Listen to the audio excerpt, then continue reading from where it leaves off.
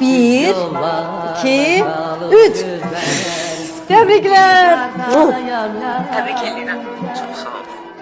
Ama bax, gələn il restoranda qeyd edəcək, yaxşı? Bahardayan yar gələr.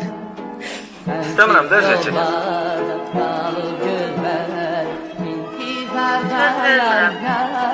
Söz vermirsən? Yaxşı. Onda hər il bab eləcə surat tutacaqsan. Bax, buna söz verirəm. Necə keçər?